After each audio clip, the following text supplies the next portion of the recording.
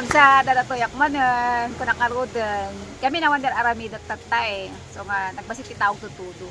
So, at adumati so celebrate tayo, di ba?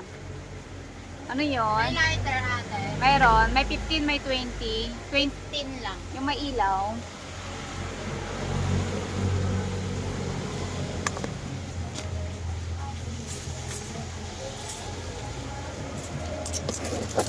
Dami na. Marami naman tayong sineselebrate sa buhay. Hello, di ba?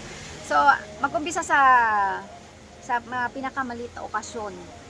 Di ba? Mindset ba? Lahat tayo may sineselebrate. Number one is wedding anniversary. Kung kailan kayo, di ba? May death anniversary. Palapit-lapit na. So ano pa, 'di ba, Mother's Day, pwede mo i-celebrate.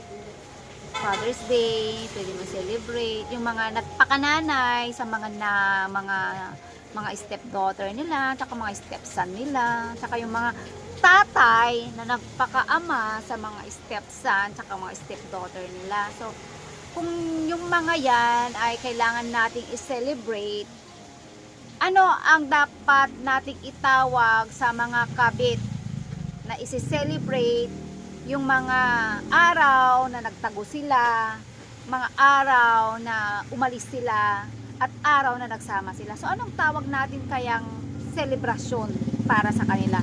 Pakisagot lang po kung pwede nyong sagutin. I-comment nyo lang sa akin kung anong kayang selebrasyon ang kanyang pwedeng i-celebrate. Bye!